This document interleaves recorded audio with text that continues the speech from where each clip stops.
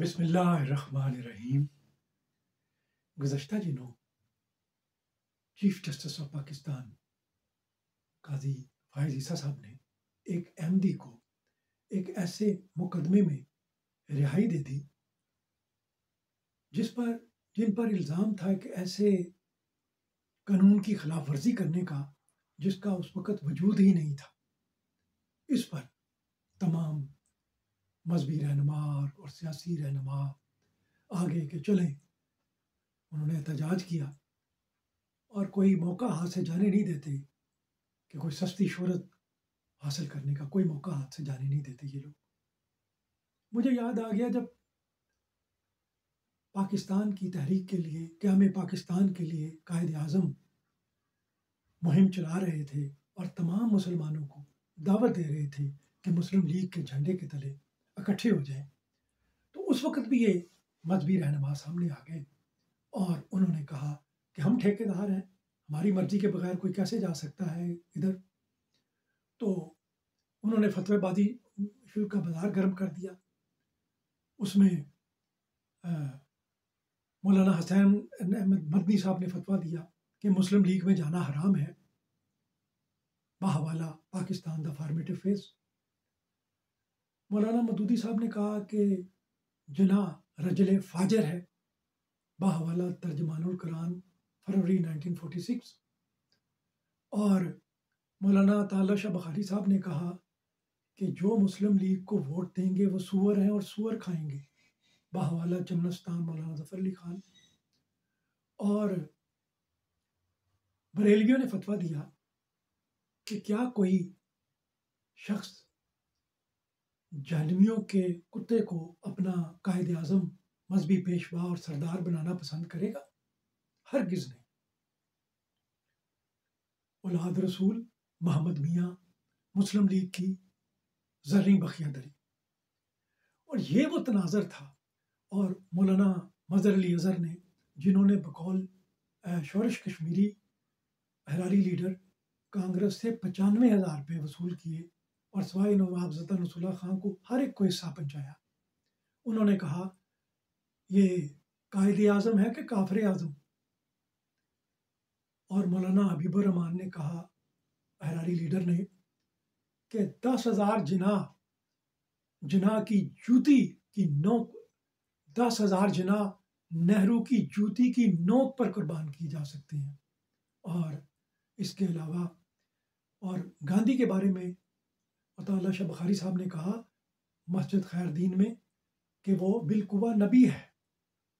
और मौलाना हबीबुर रहमान साहब ने गांधी साहब की पैरवी में अपनी दाढ़ी कटवा दी।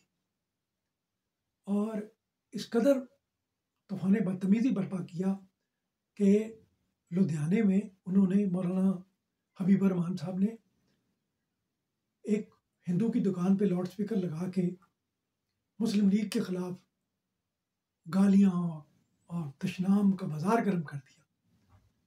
एक नौजवान मोहम्मद सादिक ने जाके दरख्वास्त की कि ये गालियाँ बंद करें, चुनांचे उसे चाकू मार के शहीद कर दिया गया। उसकी वालदा ने कहा कि मैंने तो मुस्लिम लीग को बहुत बड़ा चंदा दिया है जब बेगम शाहनवाज उनके घर मिलने के लिए गई। तो ये वो हालात थे, ये वो तनाज़र था जब रईस अहमद जाफरी कायद आज़म उनका अहद में लिखते हैं, जब ये पाकिस्तान के लिए मुहिम चल रही थी एक इस्लामी ममलिकत के लिए, तो क्या कोई शेख अल हिंद सामने आया, कोई इमामुल हिंद, कोई शेख उल हदीस? नहीं। तो फिर कौन आया?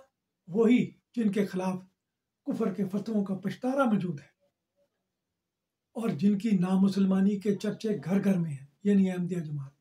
और वो कैसे पूरी हुई? बात पूरी हुई और सरदार शौकत आज़ाद कहते हैं कि मैं कायद आज़म का पैगाम लेके रात 12 बजे कादियान पहुंचा और हजरत साहब तशरीफ़ ले जा चुके थे।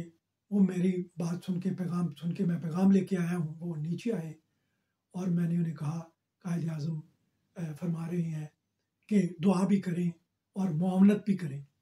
तो उन्होंने फरमाया कि दुआ तो अपने के मिशन के लिए कर रहे हैं और मुआवनत ये है कि हमारा कोई आदमी मुस्लिम लीग के ख़िलाफ़ खड़ा नहीं होगा, और अगर होगा तो वो नाफरमाबरदारी का मर्तकब होगा।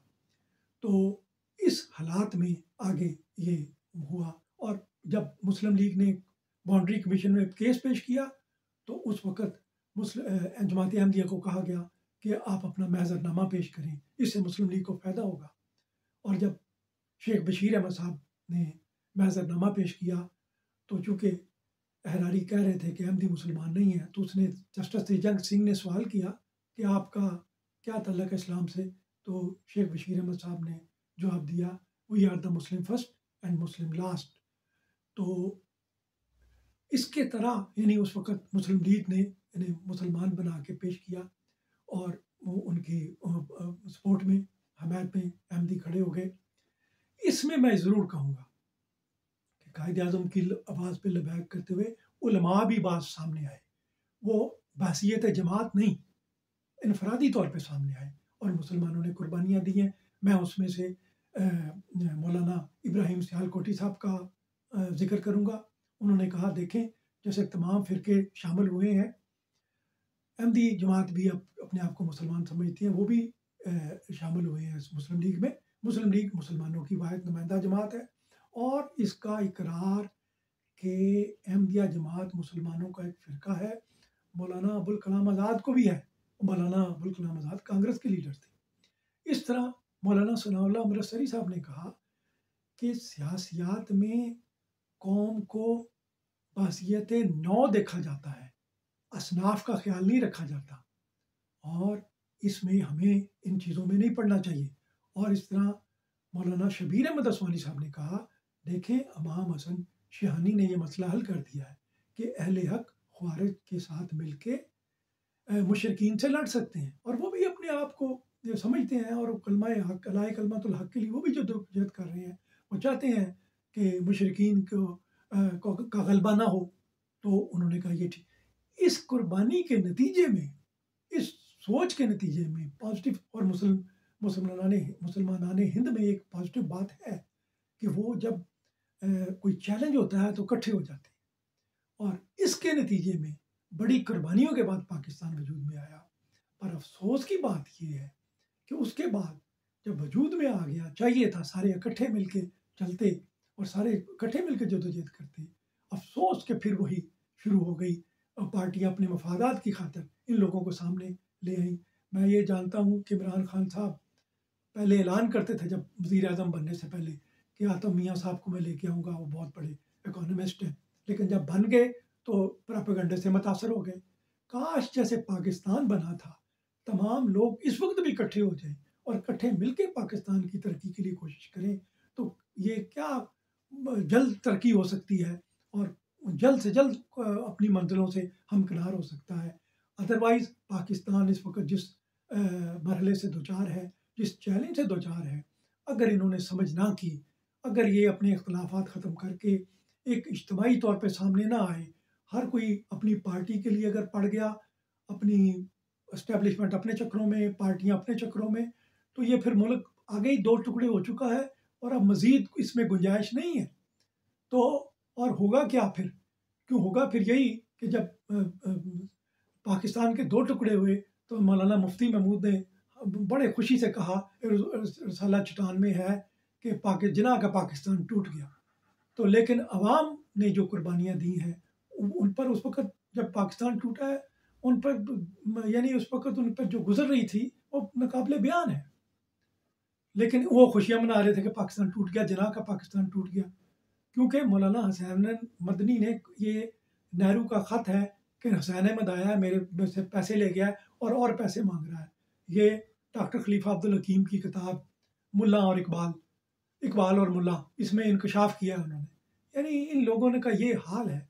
अगर आप इन्होंने होश ना किया अवाम ने, और सारे लोग इकट्ठे ना हुए, तो फिर ये पाकिस्तान की जो है बहुत बड़े और चैलेंज से गुजरना पड़ेगा, और ये ना हो खुदा न खास्ता तुम्हारी दास्तां तक ना होगी, दास्तान होगी।